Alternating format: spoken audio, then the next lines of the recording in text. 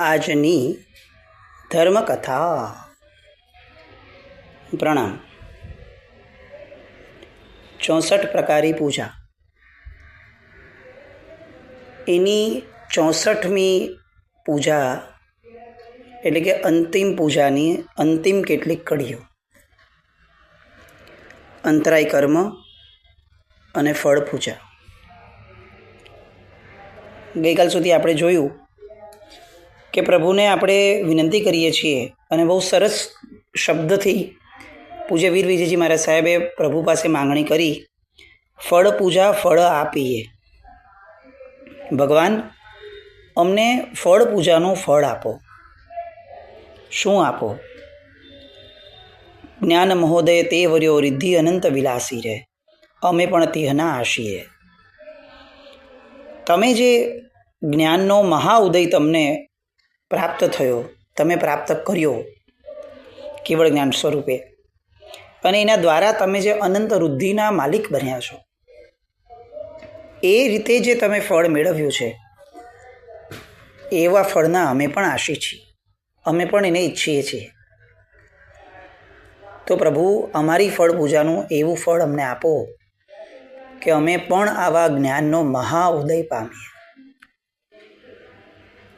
કેટલી અલગ વાત છે જુઓ. એ ધાર્યું હોત તો એમણે એવું કીધું હોત કે અમને શાશ્વત સુખ આપો. એમણે ધાર્યું હોત તો એમણે એમ કીધું હોત કે સિદ્ધશિલામાં અમને વાસ આપો. એમણે ધાર્યું હોત તો એમણે એવું કહ્યું હોત કે અમને અજન્મા બનાવી દો. કેટલા બધા અલગ અલગ પર્યાયથી એમણે આ વસ્તુ માંગી હોત. અલબત્ત બધું છે અલ્ટિમેટલી એકનું એક જ, પણ આપણા આશયના આધાર ઉપર આપણને શું રૂચે છે એ નક્કી થાય. અહીંયા પૂજ્ય વીર વિજયજી મહારાજ સાહેબે ઉપર કીધેલી એક પણ વસ્તુ ન માંગી. એમણે માંગ્યું શું? કે જ્ઞાન મહોદય તે વર્યો, અમે પણ તેહના આશીરે. તો અમે જ્ઞાનનો જે મહાઉદય મેળવ્યો છે, અમે એ જ્ઞાનના આશી છીએ, અને અમને અમારી ફળ પૂજાના ભેટ સ્વરૂપે પ્રભુ અમને મહાજ્ઞાનનો ઉદય આપો. જ્ઞાની માણસ, એની ઓળખાણ આ છે. એની માંગણીમાં પણ દરેક જગ્યાએ જ્ઞાનની કિંમત આપણને સમજાશે. અને એવું નથી કે આ પૂજ્ય વીર વિજયજી મહારાજ સાહેબની પરંપરા હશે. અનંત જ્ઞાનની પરંપરા છે. તમે જુઓ, શાસ્ત્રકાર ભગવંતોએ દરેક જગ્યાએ ભગવાનને કેવળ જ્ઞાન પ્રાપ્ત થયું, ભગવાન કેવળ જ્ઞાની થયા, અથવા આમને કેવળ જ્ઞાન પ્રાપ્ત થયું, કેવળ જ્ઞાન પ્રાપ્ત થયું. વારંવાર આ શબ્દને એટલા માટે ઉચ્ચાર કર્યો કે આપણને સૌથી પહેલી જ્ઞાનની કિંમત સમજાય. જીવ કર્મથી એક્ઝેક્ટ જે મુમેન્ટે, જે સમયે, ક્ષણપણની જે સમયે ડિટેચ થાય છે, સૌથી પહેલું એનું અનંત જ્ઞાન ઉદયમાં આવે છે. પછી અનંત દર્શન, પણ પહેલું અનંત જ્ઞાન. એનો અર્થ શું થયો? આ વીર વિજયજી મહારાજ સાહેબ આપણને શું સમજાવવા માંગે છે આવું કહેવા દ્વારા? કે તમે જેમ જેમ જ્ઞાનનો ઉદય વધારતા જશો, તેમ તેમ કર્મથી મુક્ત થતા જશો, અને જેમ જેમ જ્ઞાનનો ઉદય પૂર્ણ થશે, તેમ તેમ અંદરથી કર્મથી પૂર્ણ મુક્તતા અનુભવાશે. જ્ઞાનની પ્રાપ્તિ અથવા જ્ઞાનનું પ્રકટીકરણ અને મુક્તિ, આ બંને જોડાયેલા છે. આપણે આટલા વર્ષોથી ધર્મકથાની ધારામાં છીએ, સૂત્રાર્થ રહસ્યોની ધારામાં છીએ. હંમેશા એક આશયપૂર્વક આ વસ્તુ રહી છે કે જ્ઞાનની વૃદ્ધિ થાય, માહિતીની વૃદ્ધિ નહીં, જ્ઞાનની વૃદ્ધિ. અને વૃદ્ધિ પણ કયા અપેક્ષાએ થાય? કે આપણે ભીતરમાં ઉતરીએ, આપણને બહારનું નોલેજ વધી જાય અને આપણે લોકોને કહી શકીએ કે હું વિદ્વાન છું. એ આપણો આશય ક્યારેય ન હોઈ શકે, કારણ કે એની કિંમત કોડીની પણ નથી. અભવ્યનો આત્મા ઢગલો આવું જ્ઞાન મેળવીને વહી જાય છે, કાંઈ ઉકાળી નથી શકતો. જ્ઞાન અંદરમાં જ્યારે ભીતરમાં ઉતારે છે, આપણને આપણા જ અભ્યંતર જગત તરફ વાળે છે, ત્યારે જ એની ખરી કિંમત થાય છે. મને આવડી ગયું એટલે 4 માણસની વચ્ચે હું પ્રૂવ કરું કે મને આ વસ્તુનું નોલેજ વધારે છે, આ મારું અજ્ઞાન છે, આ જ્ઞાન નથી. કારણ કે જ્ઞાનનું અભિમાન એ પણ અજ્ઞાન છે. અને જ્ઞાન છે એનો વટ દેખાડવાની ઈચ્છા એ પણ અજ્ઞાન જ છે. તો અહીંયા વીર વિજયજી મહારાજ સાહેબ આવા જ્ઞાનની માંગણી કરે છે. અમે પણ તેના આશીરે. એ પછી આગળ દ્રષ્ટાંતની વાત કરે છે. કીર યુગલ શું દુર્ગતા નારી જીમ શિવ પામી રે, અમે પણ કરશું તે હવી ભક્તિ ન રાખું ખામી રે. આ દ્રષ્ટાંત આપણે જોયું હતું. પોપટનું યુગલ અને યુગલી અને એક દુર્ગતા નારી, દુર્ભાગી નારી છે. એ સ્ત્રીએ સાંભળ્યું કે ક્યાંક ફળ પૂજા કરવાથી આવો ઉત્તમ લાભ મળે, ફળ લાવવું ક્યાંથી? એટલે એણે પોપટ પોપટી પાસે માંગ્યું. આ લોકોએ જોયું કે ભાઈ આપણે એને આપીએ છીએ તો જો એ કેટલી ખુશ થાય છે, અને બંને પરસ્પર નક્કી કરે છે કે તો આપણે પણ ફળ પૂજા કરીએ. અને પોપટ અને પોપટીના ભવની અંદરમાં જીવન પર્યંત ફળ પૂજા કરવાના આધારે એ લોકો મુક્તિગામી બન્યા એના પછીના બહુ જ નિકટના ભવમાં. તો ભગવાન જો આ બધા જ ફળ પૂજાના આધાર ઉપર જ, નિતાંત ફળ પૂજાના આધાર ઉપર, એ પોપટ અને પોપટી રોજ દેવવંદન નહોતા કરતા, 5 તિથિ પૌષધ નહોતા કરતા, તપશ્ચર્યા કોઈ નહોતા કરતા. એમણે એક યોગને એટલો બધો દ્રઢપણે સેવ્યો, એટલી બધી શ્રદ્ધાનપૂર્વકની એ સેવના હતી કે એમનો મોક્ષ થયો. અલબત્ત એવી કોઈ વાત નથી કે કોઈ પણ યોગોની ઉપેક્ષા છે, પણ મૂળ વાત એ છે કે જે પણ યોગ કરીએ એ યોગનું દ્રઢ શ્રદ્ધાન હોવું જ જોઈએ.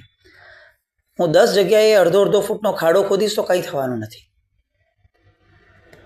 એનો અર્થ એવો નથી કે ખાડો ન ખોદવો. એનો અર્થ એ છે કે જે પણ ખોદીએ એને ઊંડું ખોદીએ.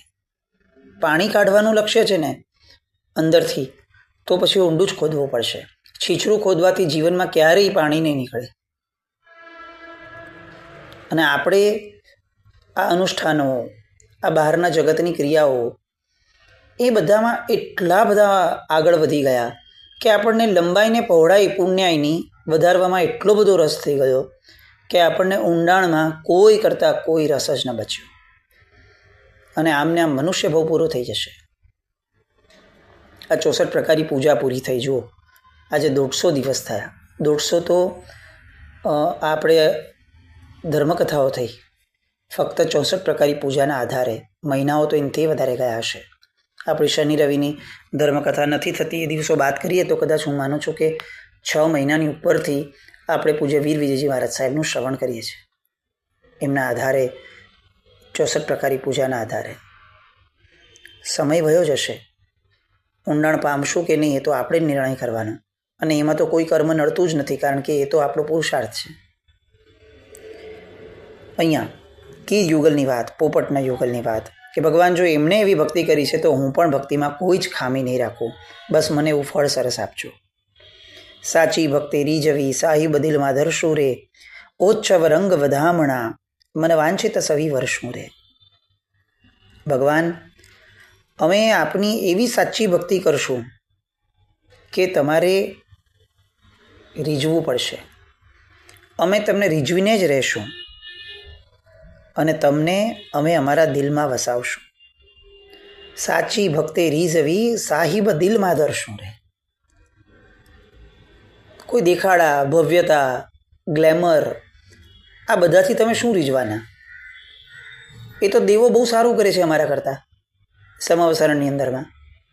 તો અમારે એના દ્વારા તમને રીઝવવાનો પ્રયત્ન નથી કરવો. અમારે પ્રયત્ન એ કરવો છે કે જે પ્રયત્ન ખરા અર્થમાં તમને ખેંચી શકે છે, અને એ પ્રયત્ન છે તમને દિલમાં વસાવવાનો, અંતઃકરણની અંદરમાં તમારી સ્થાપના કરવાનો. અને મનુષ્ય ભવની સાર્થકતા આ પ્રયત્નમાં જ છે. અને એટલે જ ભીતરની દુનિયા તરફ નથી વળતા, તો અંતઃકરણ તરફ, અંતઃકરણમાં ભગવાનને વસાવવાનું સ્વપ્ન એ સ્વપ્ન જ રહી જશે. ધર્મ પોકારીને એમ કહે છે કે અંદર ઉતરો, અને આપણે એ જ ધર્મના આધાર ઉપર ફક્ત બહાર કેમ ભટકી શકાય, બહાર કેમ વધુ ને વધુ રહી શકાય, એના ઉપાયો કરતા રહીએ છીએ. ક્રિયાઓ આવશ્યક છે, પણ એના આધાર ઉપર અંદર ઉતરવાની વાત છે. ઓચ્છવ રંગ વધામણા મને વાંચિત સવી વર્ષું રહે. આવી રીતની અમારી ભીતરમાં તમારી પ્રતિષ્ઠા કરી અને ભગવાન તમને રીઝવશું અને પછી શું કરશું કે પછી અમે ઉત્સવ કરશું. શેનો? તમે હૃદયમાં પધાર્યા એનો, તમે હૃદયમાં વસ્યા એનો ઉત્સવ કરશું. અને એ ઉત્સવથી શું પ્રાપ્ત થશે? તો કે અમને અમારા સર્વ મનવાંછિત પ્રાપ્ત થશે. આ ક્રમ જુઓ. સૌથી પહેલાં પરમાત્માની ભક્તિ, એની પછી ભગવાનને દિલમાં ધરવા, અંતઃકરણમાં વસાવવા, ત્યાર પછી ઉત્સવ અને ત્યાર પછી ફળની પ્રાપ્તિ. આપણી પદ્ધતિ જુઓ. આપણે ફક્ત ઉત્સવ અને ફળની માંગણી, ન દિલમાં ધરાવવાનો કોઈ આગ્રહ, ન ભગવાનની સાચી ભક્તિ કરવાનો આગ્રહ. ઉત્સવ કરવાનો આગ્રહ. બહુ જ ફરક છે આપણામાં અને પૂજ્ય વીર વિજયજી મહારાજ સાહેબના ગણિતમાં.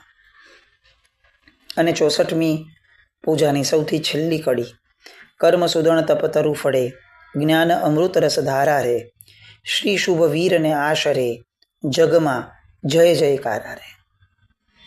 આ આખી 64 પ્રકારની પૂજા છે ને એ કર્મ સુદન તપના આધાર ઉપર કરી છે.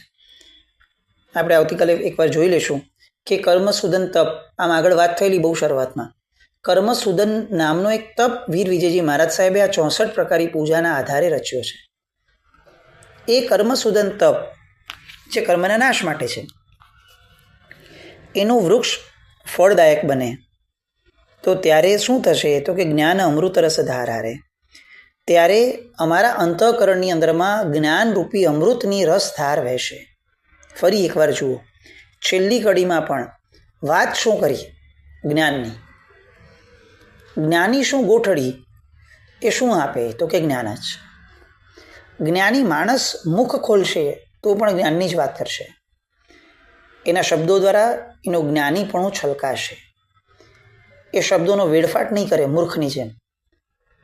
એ જેટલું બોલશે એ જ્ઞાન સહિતનું બોલશે અને જ્ઞાન વૃદ્ધિના કારણરૂપ જ બોલશે. અહીંયા પૂજ્ય વીર વિજયજી મહારાજ સાહેબ એમની આ 64 પ્રકારની પૂજાની છેલ્લી ઢાળની છેલ્લી કડીમાં પણ સાબિત કરે છે કે એ પરમ જ્ઞાની હતા. અહીંયા પણ જ્ઞાનની જ વાત. કર્મ સુદણ તપતરુ ફળે, જ્ઞાન અમૃત રસ ધારા રે, શ્રી શુભ વીર અને આશરે, જગમાં જય જયકારા રે. જો અમારા અંતઃકરણમાં ભગવાન જ્ઞાનના અમૃત રસની ધારા વહી જાય તો પછી આ આખા જગતની અંદરમાં વર્ધમાન સ્વામી ભગવાનના આશ્રયે અમારો જય જયકાર થશે. અહીંયા પ્રચારની વાત નથી. જય જયકાર થવો એટલે આપણો વિજય થયો અને આપણી અભિમાનની ધારા પોષાય એવી વાત નથી. અહીંયા જય જયકાર શબ્દ એ કેવળ જ્ઞાન સાથે સંલગ્ન છે. આખા જગતમાં અમારો જયકાર થશે એનો અર્થ શું? તો અમે આ જગતની ઉપર વિજય મેળવશું. અને આ જગત એટલે બેસિકલી શું છે? તો કે અષ્ટકર્મનું સ્વરૂપ જ છે. બીજું છે શું આ જગતમાં? કોઈને કોઈ કર્મ, એનો બંધ, એનો ઉદય, એના સિવાય બીજું આ જગત છે શું? તો આ જગતથી અમે વિજય મેળવશું ક્યારે? જ્યારે અમારી જ્ઞાનરૂપી અમૃતની રસધાર અમારા અંતઃકરણમાં પ્રગટ થશે. આમ પણ આપણે ત્યાં છે ને જ્ઞાનને ક્યારેય પણ બહારથી મેળવવાની વાત જ નથી કરી. જ્ઞાનને બહારથી મેળવવાની વાત કઈ રીતે કરી છે? કે એ અંદરમાં રહેલા જ્ઞાનનો ઉઘાડ કરી શકે એ આશયપૂર્વક અને એટલા પૂરતું બહારના જ્ઞાનનો ઉપયોગ છે. આખી જિંદગી બહારનું જ્ઞાન મેળવવાની વાત નથી. બહારનું જ્ઞાન મેળવી અને અંદર ઉતરવાનું. પક્ષીઓ છે ને બહારથી ખોરાક લઈ આવે પણ પછી એને વાપરવાનો હોય ને ત્યારે પોતાના માળામાં જઈને બેસે. એવી રીતે આપણે બહારથી જ્ઞાન લઈ આવવાનું પણ પછી જ્ઞાનને પચાવવા માટે અંદર બેસવું પડશે. આપણે જિંદગી આખી બહાર જ જ્ઞાન મેળવશું તો એ કેવી રીતે ચાલશે? કારણ કે મૂળ જ્ઞાન તો અંદર છે. કેવળ જ્ઞાન થાય છે ત્યારે બહારથી ભગવાનને કંઈ નથી મળતું, અથવા જેમને પણ કેવળ જ્ઞાન થાય છે એ બધાને બહારથી કંઈ મળતું જ નથી. એ લોકોને અંદરથી પોતાના જ્ઞાનનો વિસ્ફોટ થાય છે. એટલે મૂળ તો પ્રગટીકરણનો આ ધર્મ છે. આ પામવાનો ધર્મ નથી, આ પ્રગટ કરવાનો ધર્મ છે. આત્માને પામવાનો ધર્મ નથી, આ આત્મ સ્વરૂપને પામવાનો ધર્મ છે. આત્મ સ્વરૂપમાં સમાવવાનો ધર્મ છે. તો આ 64મી ઢાળની છેલ્લી કડી એની અંદરમાં શ્રી શુભ વીર અને આશ્રય, જગમાં જય જયકારા રે, આ કડી દ્વારા અહીંયા એ ઢાળ પૂર્ણ કરે છે.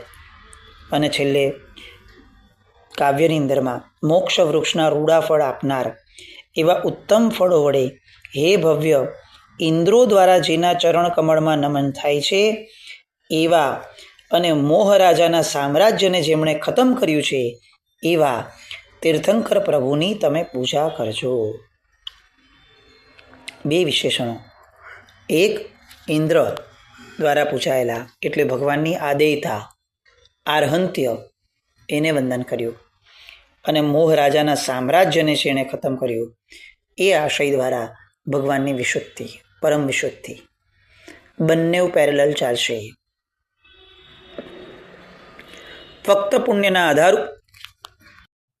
ભગવાનનો માર્ગ ક્યારેય ન ચાલી શકે, અને ફક્ત વિશુદ્ધિની વાતોથી પણ ભગવાનનો માર્ગ ન ચાલી શકે. વ્યવહાર અને નિશ્ચયનો સમન્વય એ જ માર્ગ છે. એકલો નિશ્ચય ન ચાલે અને નિશ્ચય વિનાનો વ્યવહાર ન ચાલે. તો અહીંયા બે આશયો બહુ સ્પષ્ટપણે એમને મૂક્યા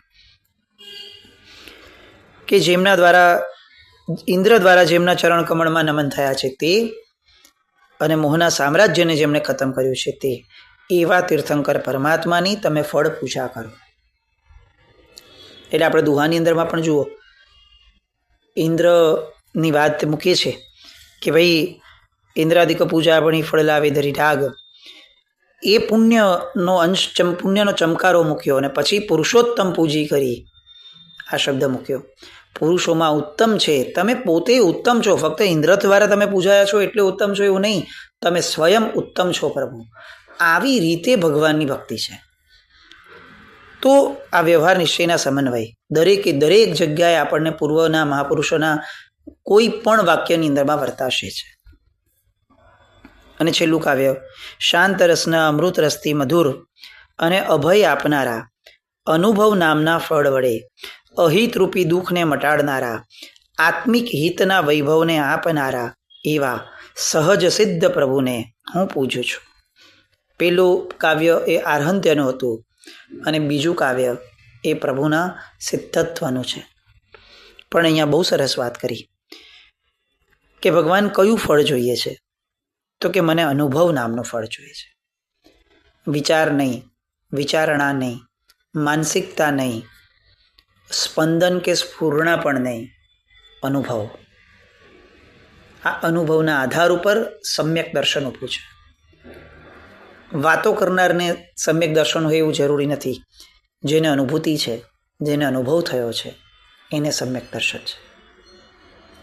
તો સમ્યક દર્શનની પ્રાપ્તિનું બેરોમીટર અનુભવ છે, અને અનુભવ વ્યક્તિ સ્વયં કરી શકે છે. એટલે જ બીજા કોઈના સમ્યક દર્શન વિશે આપણે પોતે કમેન્ટ કરી શકીએ એવી આપણી સ્થિતિ જ નથી, જ્યાં સુધી આપણે જ્ઞાની નથી.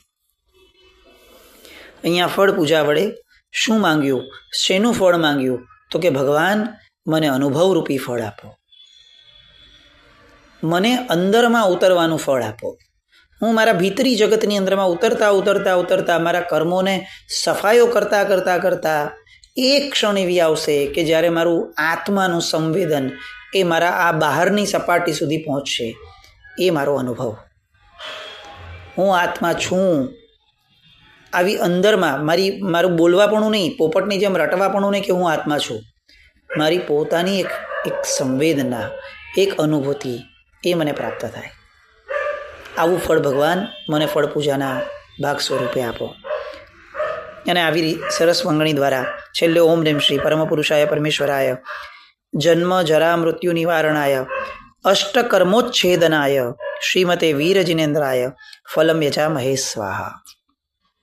8 કર્મનો ઉચ્છેદ કરનાર એવી ફળ પૂજા હે ભગવાન હું આપને સમર્પિત કરું છું.